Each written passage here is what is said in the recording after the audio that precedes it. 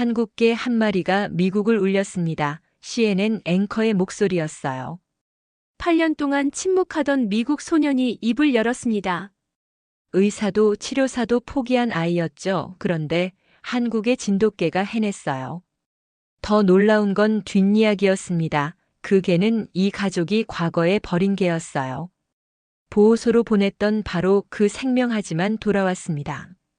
원망하러 온 게 아니었죠. 구하러 온 겁니다. 한국의 충성이 뭔지 세계가 배웠습니다. 기다림이 얼마나 강한 힘인지 미국이 울었어요.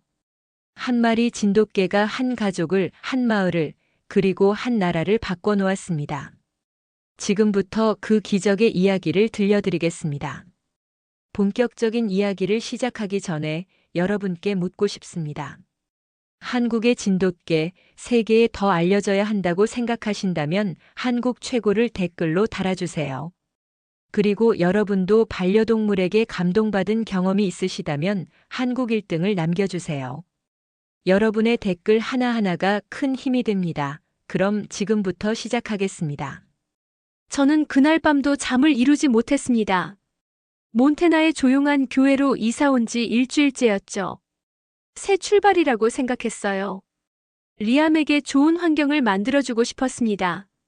그런데 첫날 밤부터 옆집에서 개 짖는 소리가 들려왔어요. 크고 낮은 목소리였습니다.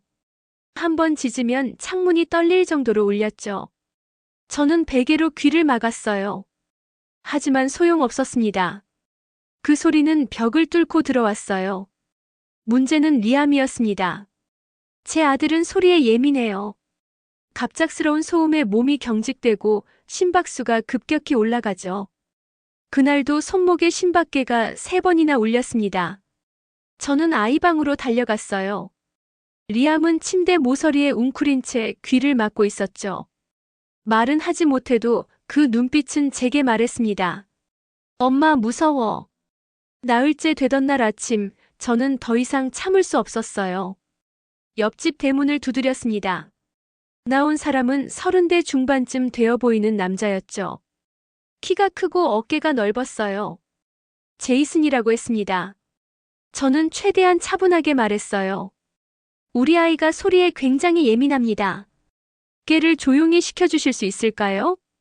그는 잠시 저를 바라보더니 고개를 끄덕였습니다.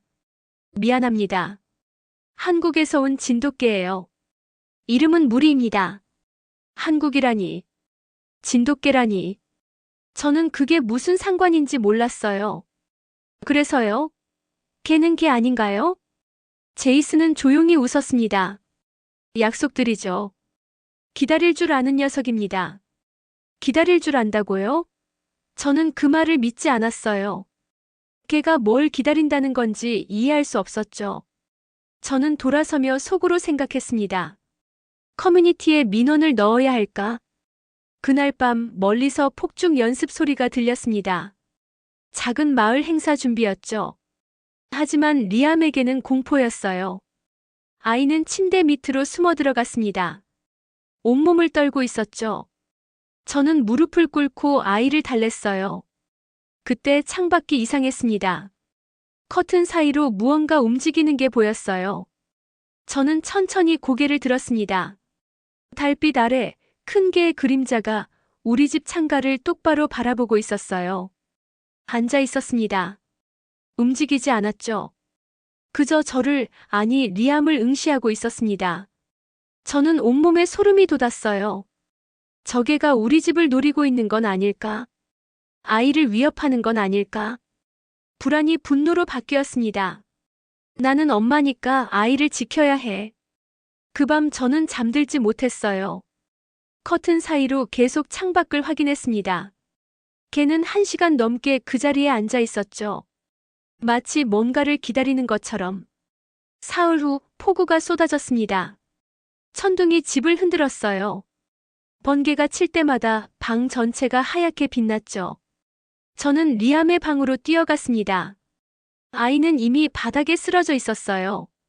과호흡이었습니다. 손으로 바닥을 긁고 있었죠. 손톱에서 피가 배어 나왔어요. 저는 아이를 끌어안으려 했습니다. 하지만 리암의 몸은 돌처럼 굳어 있었어요. 그때 정전이 됐습니다. 집안이 완전히 어두워졌죠. 천둥 소리만 귀를 찢었습니다. 저는 핸드폰을 꺼내려 했어요. 손이 떨려서 주머니를 더듬었죠. 그 순간이었습니다. 창문을 긁는 소리가 들렸어요. 드득, 드득. 저는 비명을 질렀습니다. 그게야. 데이비드가 계단을 올라오며 소리쳤어요. 문 열지 마. 위험해. 하지만 제 몸은 이미 움직이고 있었습니다. 본능이었어요. 아이를 구해야 한다는 생각밖에 없었죠. 저는 방문을 활짝 열었습니다. 순백색 덩어리가 문틈으로 미끄러져 들어왔어요. 물이었습니다. 젖은 털에서 빗물이 뚝뚝 떨어졌죠. 하지만 걔는 저를 보지 않았어요. 곧장 리암에게 다가갔습니다. 저는 소리쳤어요. 안 돼. 하지만 무리는 멈추지 않았습니다. 리암 옆에 조용히 엎드렸어요. 그리고 아이의 떨리는 몸에 자신의 몸을 밀착시켰죠. 천천히 일정하게 숨을 쉬었습니다. 들이쉬고 내쉬고, 들이쉬고 내쉬고. 저는 숨을 죽이고 지켜봤어요. 리암의 손이 미세하게 움직였습니다. 귀를 막고 있던 손이 천천히 내려왔죠. 무리의 등에 손가락이 닿았어요. 아이의 호흡이 바뀌기 시작했습니다. 거칠고 불규칙하던 숨이 조금씩 안정됐어요. 무리의 리듬을 따라가고 있었죠. 번개가 다시 쳤습니다. 리암이 움찔했어요. 하지만 무리는 더 가까이 몸을 붙였습니다. 마치 아이를 감싸는 것처럼. 온기가 전해지는 게 보였어요. 데이비드가 문 앞에서 속삭였습니다. 저게 대체 뭐 하는 거야? 저도 몰랐어요. 하지만 확실한 건 리암의 떨림이 가라앉고 있다는 것이었죠. 다음 날 아침 제이슨이 찾아왔습니다. 무리가 밤새 안 들어왔더군요. 저는 고개를 숙였어요. 미안합니다. 제가 문을 열었어요. 그런데 무리가 우리 아이를. 제이슨은 잠시 생각하더니 말했습니다. 한국에선 이걸 충성이라 부릅니다. 함께 버틴다는 뜻이죠. 저는 그제야 깨달았어요. 어젯밤 제가 본 건 괴물이 아니었습니다. 그건 담요였어요. 아이를 감싸주는 따뜻한 담요. 다음 날 아침 무리는 다시 왔습니다. 정확히 7시였어요. 저는 커피를 내리다가 창밖을 봤죠. 무리가 우리 집 창가 앞 잔디에 앉아 있었습니다. 똑같은 자리였어요. 움직이지 않았죠. 그저 창문을 바라보고 있었습니다. 저는 커튼을 조금 젖혔어요. 무리와 눈이 마주쳤습니다. 걔는 꼬리를 한번 흔들었어요. 크게 흔든 게 아니었습니다. 아주 미세하게, 끝부분만 살짝. 그리고 다시 가만히 있었죠. 이틀째도 왔습니다. 같은 시간, 같은 자리. 저는 이상하다고 느꼈어요. 보통 개들은 뛰어다니지 않나요? 짖거나 꼬리를 마구 흔들거나. 하지만 무리는 달랐습니다. 조용히 앉아서 기다렸어요. 셋째 날 아침이었습니다. 리암이 먼저 창가로 갔어요. 아이는 커튼 뒤에 숨어서 무리를 바라봤죠. 저는 거실에서 지켜봤습니다. 리암의 손이 천천히 올라갔어요. 흔들었습니다. 작게, 조심스럽게. 무리가 반응했어요. 고개를 살짝 기울이며 눈을 깜빡였죠. 그게 전부였습니다. 짖지도 뛰지도 않았어요. 리암은 웃었습니다. 제가 본 적 없는 미소였어요. 아이는 방으로 달려가더니 장난감 상자를 뒤졌습니다. 작은 빨간 공을 꺼내 들었죠. 창문을 열었어요. 공을 아래로 떨어뜨렸습니다.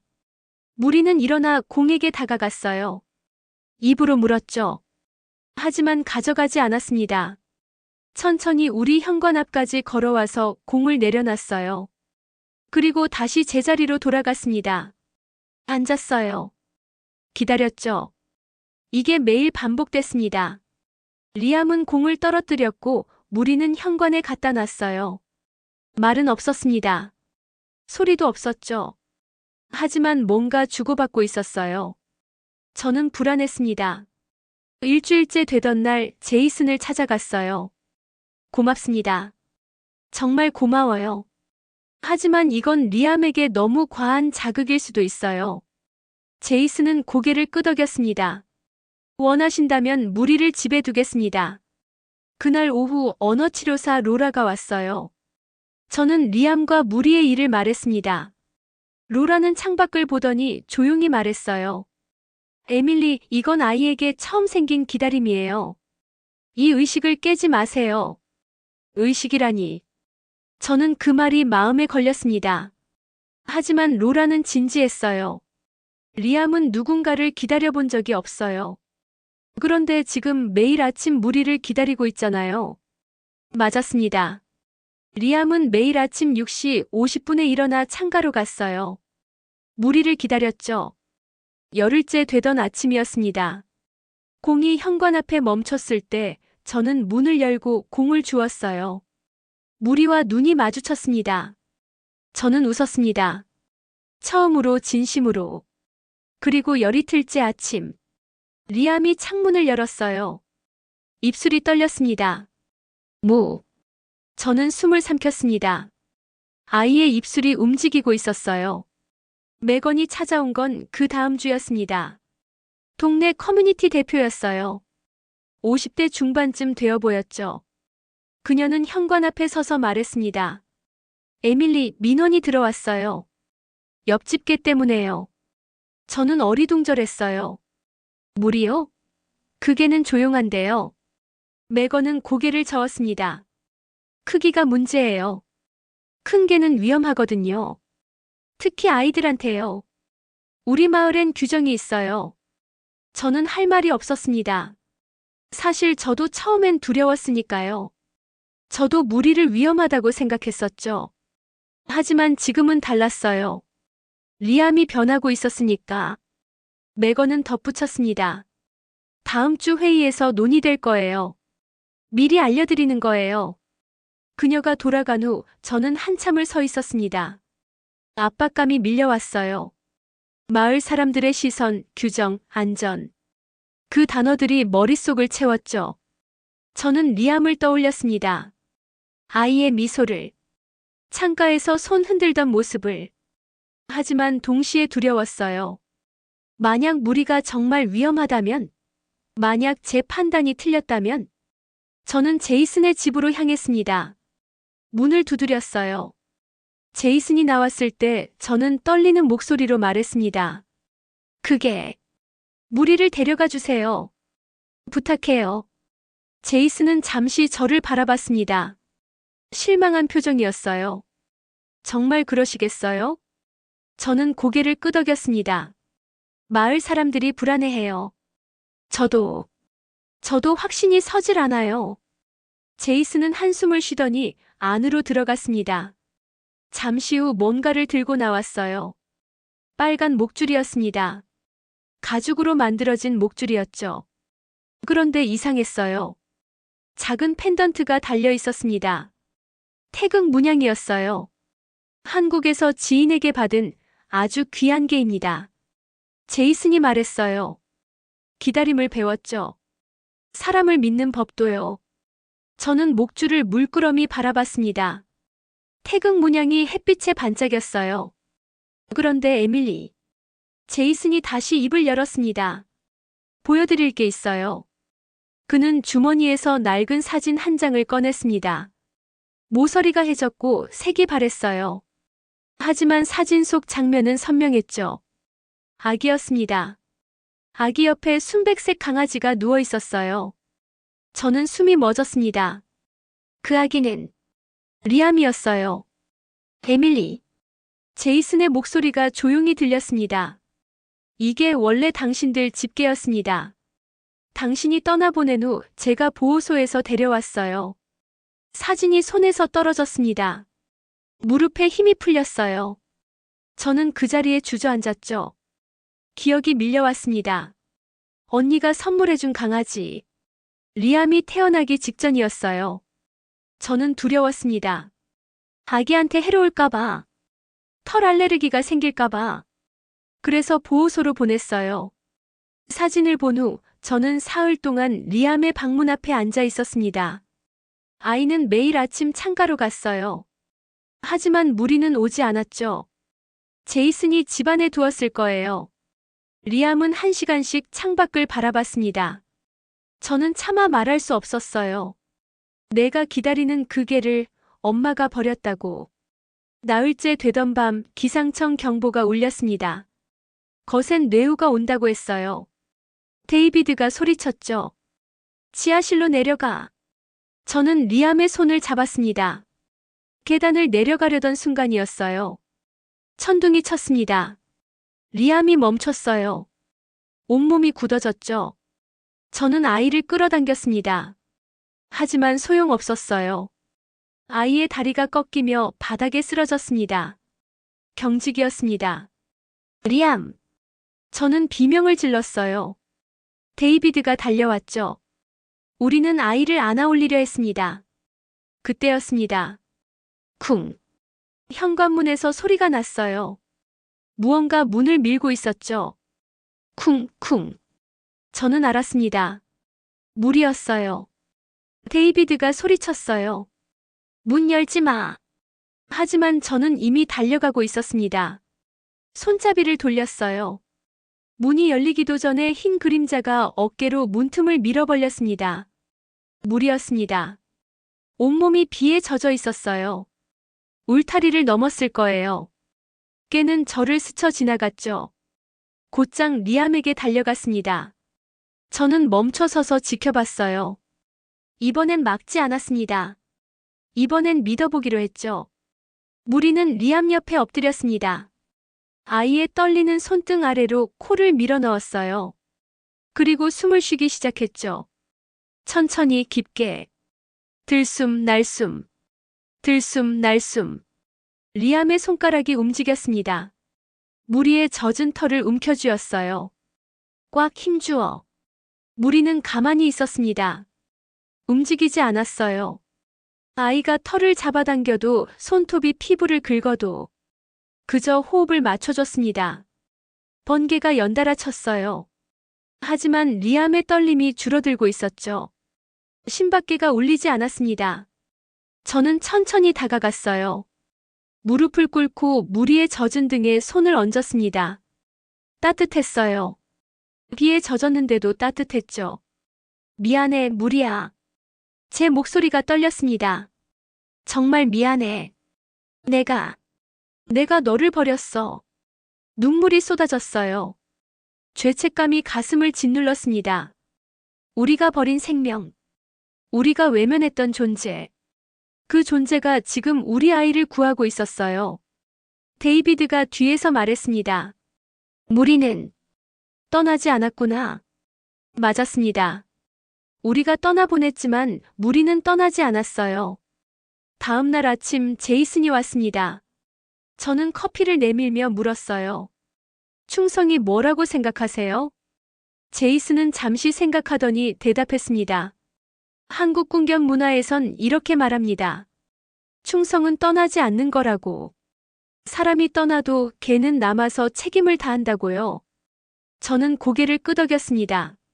무리의 호흡이 귓가에 맴돌았어요. 가버린 생명이 우리 아이를 구하고 있었습니다. 로라의 치료실에 간 건 그 다음 주 화요일이었습니다. 리암은 평소처럼 의자에 앉았어요. 로라가 카드를 꺼내 들었죠. 여러 장의 사진이 있었습니다.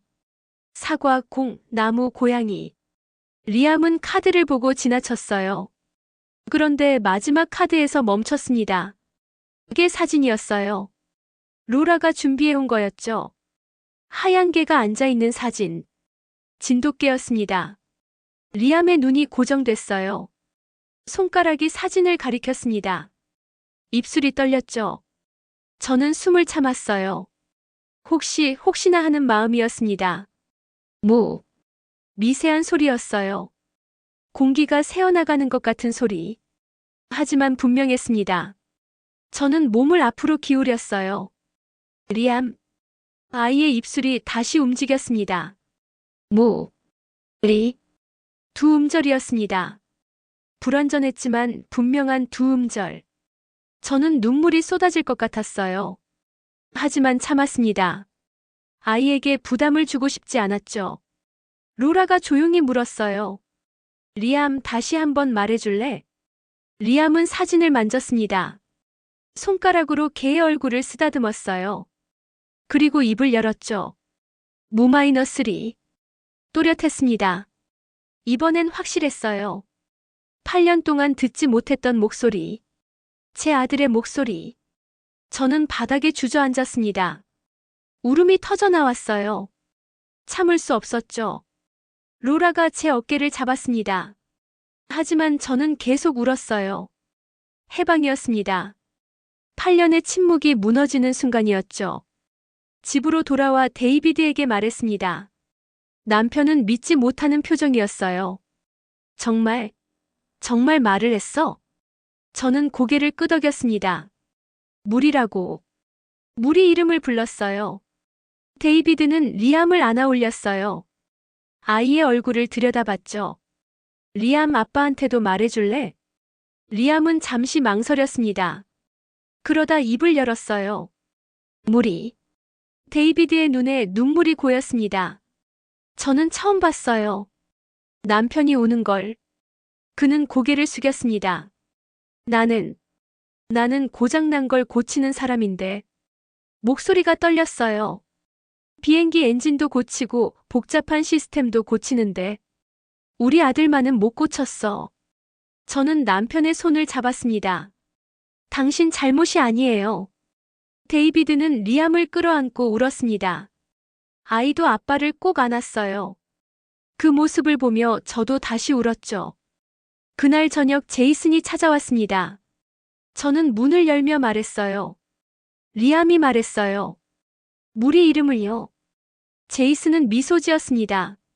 한국에선 이름을 부르면 서로의 운명을 부른다고도 해요. 저는 그 말이 이해됐습니다. 리암은 무리의 이름을 불렀어요. 그리고 무리는 리암의 목소리를 돌려줬죠. 운명이 서로를 불렀습니다. 그날 밤 저는 무리가 앉아있는 창밖을 봤어요. 달빛 아래 흰 그림자. 저는 창문을 열고 속삭였습니다. 고마워, 무리야. 로라가 영상을 찍은 건 그 다음 치료 시간이었습니다. 리암이 창가에서 무리를 부르는 장면이었어요. 짧은 영상이었죠. 30초도 안 됐습니다. 무리야. 아이의 목소리가 선명하게 담겼어요. 로라가 물었습니다. SNS에 올려도 될까요? 많은 부모들에게 희망이 될 거예요. 저는 망설였습니다. 하지만 데이비드가 말했죠. 우리만 겪을 기적은 아니잖아.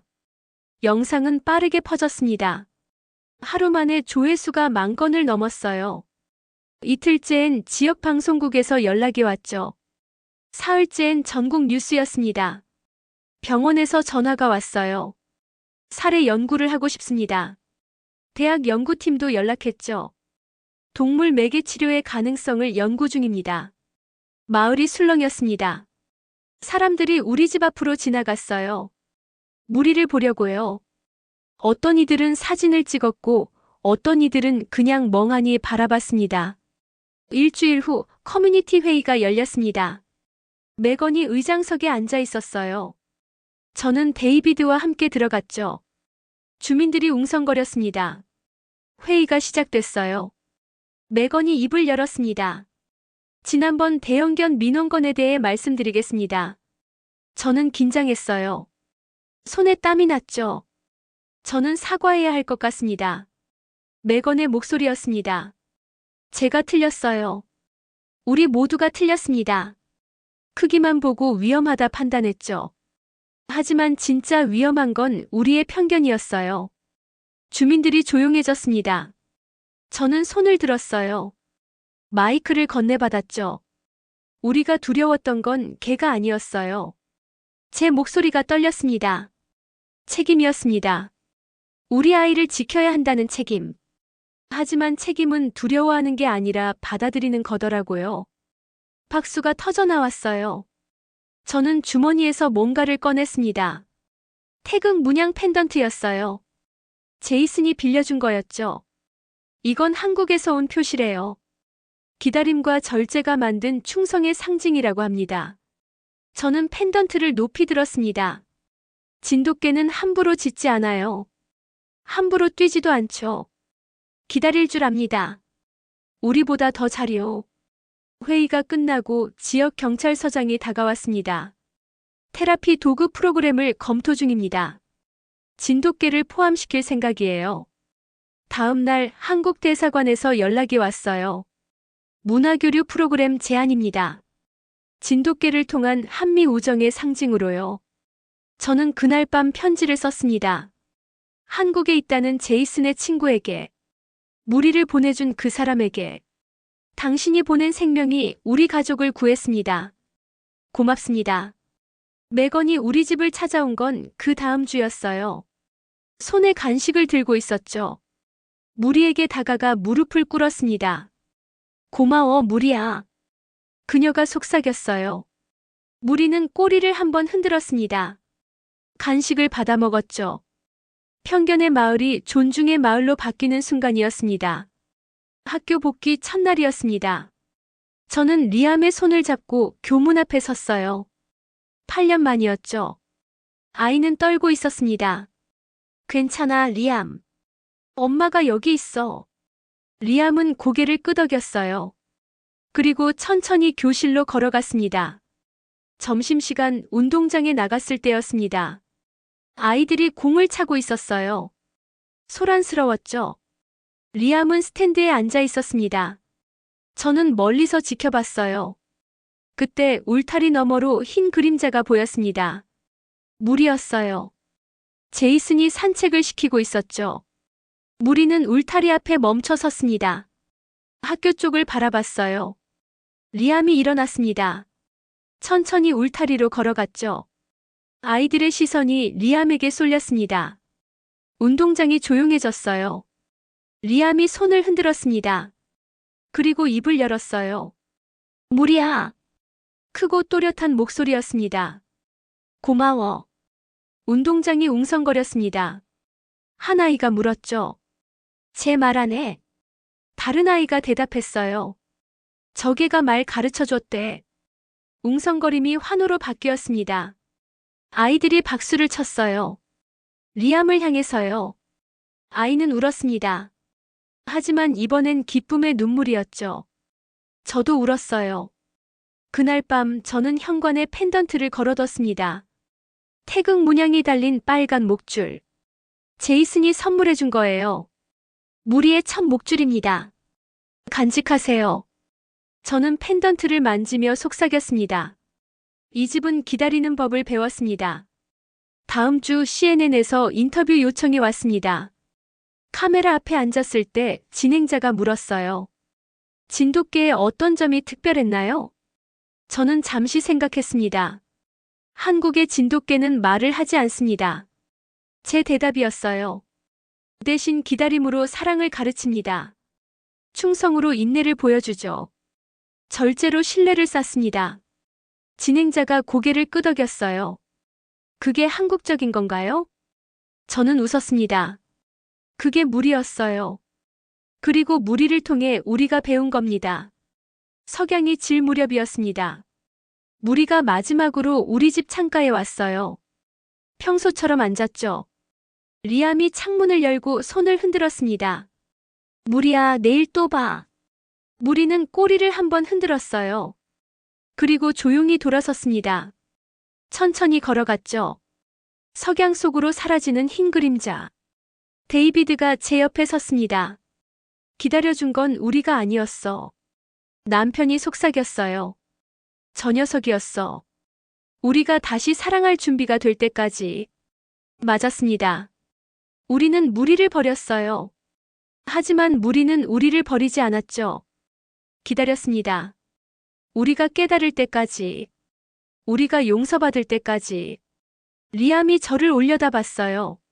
엄마, 무리는 언제 다시 와?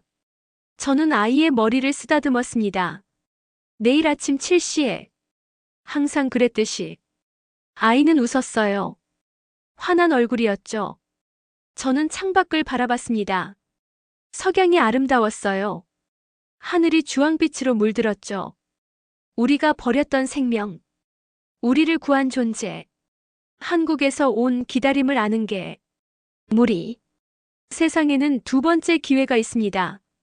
우리가 저지른 실수를, 우리가 버린 인연을 다시 만날 기회 말이죠.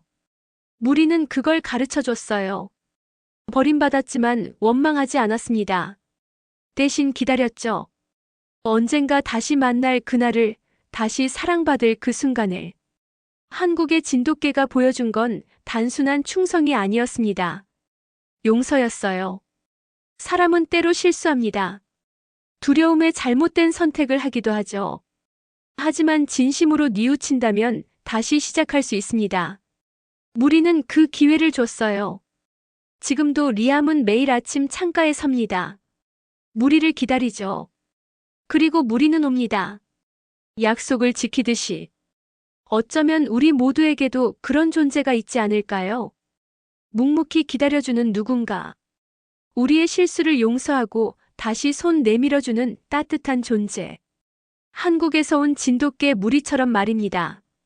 이 이야기가 마음에 와닿으셨다면 구독과 좋아요로 응원해주세요. 여러분의 관심이 더 많은 감동적인 이야기를 발굴하는 힘이 됩니다. 다음 영상에서 또 뵙겠습니다. 시청해주셔서 감사합니다. 저는 감동 캐넷 작가 해리였습니다.